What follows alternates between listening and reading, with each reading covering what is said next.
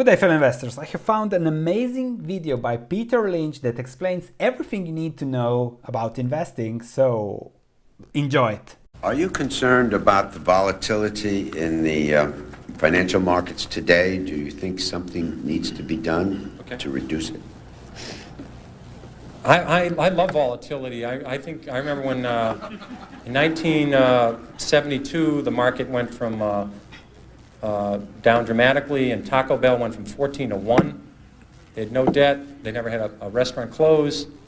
And I started buying at 7, but I kept on to it, and it went to 1. And it was the largest position in Magellan in 1978 when it was bought out by $42 by Pepsi-Cola. And I think it would have gone to 400 if they didn't buy it out. I think volatility is terrific.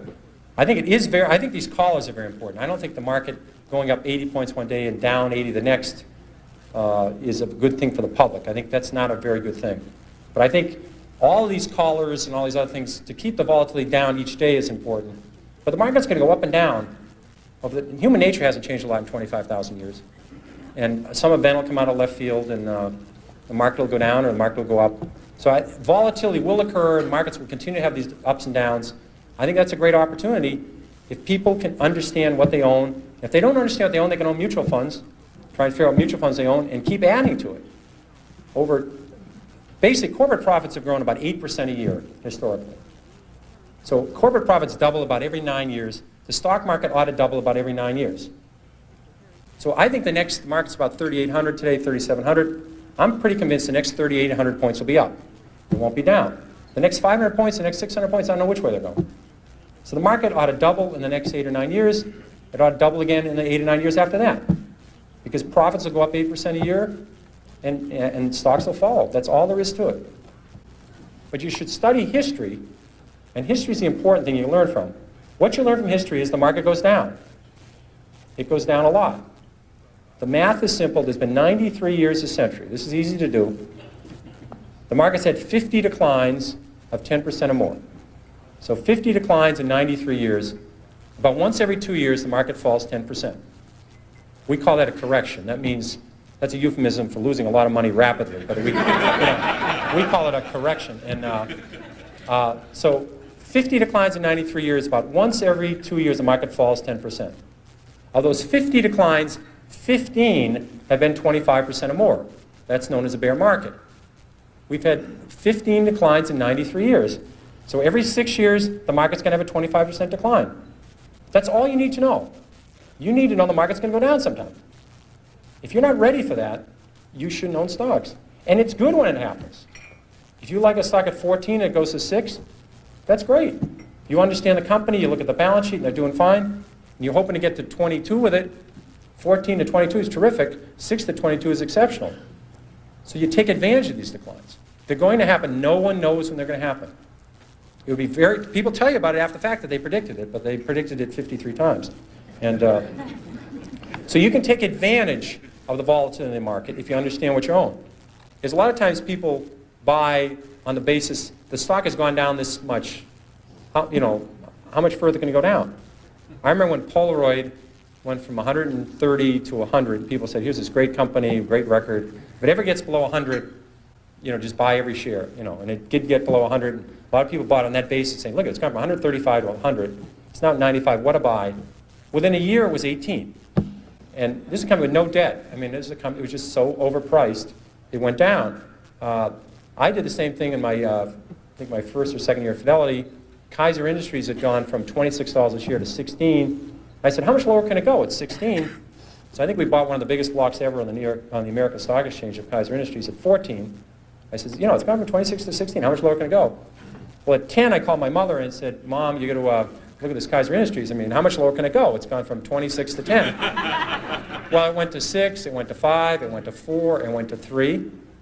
And now fortunately this happened rapidly, or I would probably be still caddying or working at the Stop and Shop, but it happened fast. So I was able to, it was compressed. And at 3, I figured out, there's something very wrong here, because Kaiser Industries owns 40% of Kaiser Steel, they own 40% of Kaiser Aluminum, they own 32% of Kaiser Cement, they own Kaiser Broadcasting, they own Kaiser Sand and Gravel, Kaiser Engineers, they own Jeep, they own business after business, and they had no debt. Now, I learned this very early. This might be a breakthrough for some people. It's very hard to go bankrupt if you don't have any debt. It's tricky. Some people can approach that. It's a real achievement. But they had no debt, and the whole company at 3 was selling at about $75 million.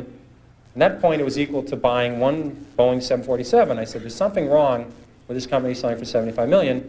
I was a little premature at 16, but I said, everything's fine, and eventually this will work out. And what they did is they gave away all their shares to their shareholders. They passed out shares in Kaiser Cement, they passed out shares in Kaiser Aluminum, they passed out their public shares in Kaiser Steel, they sold all the other businesses, and you get about $50 a share. But if you didn't understand the company, if you're just buying on the fact the stock had gone from 26 to 16, and then it went to 10, what would you do when it went to 9? What would you do when it went to 8? What would you do when it went to 7? This is the problem that people have, is they sell stocks because they didn't know why they bought it, then it went down, and they don't know what to do now. Do you flip a coin? Do you walk around the block? You know, what do you do? Psychiatrists haven't worked so far. I've never seen them running in. The Psychological Psychiatry Fund I've never seen listed for with the SEC to make it through as a mutual fund. So they haven't seemed to help. I've tried prayer. That hasn't worked. So if you don't understand the company, you have this problem when they go down. Eventually, they always come back. This one doesn't work either. People think RCA just about got back to its 1929 high when General Electric took it over. A lot of double knits never came back. Remember those beauties? Floppy disks, Western Union. The list goes on and on. People saying it'll come back. Well, it doesn't have to come back. Here's another one you hear all the time. It's $3. How much can I lose? I've had people call me up saying, I'm thinking of buying this stock at 3. How much can I lose? Well, again, you may need a piece of paper for this, but if you put if you put $20,000 in a stock at 50, or your neighbor put $20,000 at 50 into the stock, and you put $20,000 in at 3, and it goes to 0, you lose exactly the same amount of money, everything. And people say it's 3. How much can I lose? Well, if you put $1 million on it, you can lose $1 million. Just the fact that stock, this may be a reason to research a stock. The fact that stock is 3 down from 100 doesn't mean you should buy it. And in fact, short sellers, people that really make money in stocks, they don't short Walmart, they don't short Home Depot, they don't short the great companies, Johnson & Johnson. They short stocks down from 80 to 7. They'd like to short it at 16 or 22, but they figured out at 7 that this company is going to go to 0. They just haven't blown taps on this thing yet. It's going to 0. And they're selling it short at 7, they're selling it short at 6, at 5, at 4, at 3, at 2, at 1 1/4. And you know to sell something short, you need a buyer. Somebody has to buy the damn thing. And you wonder, who's buying this thing? It's these people saying it's 3. How much lower can it go? You know, Thank you, Peter. If you enjoyed his mindset and how we structured it when it comes to investing, please check my free stock market course, investing course, where we are summarizing Peter Lynch's book. Also, subscribe to this channel. And that's it. Click like if you enjoyed this. Thank you, and I'll see you in the next video.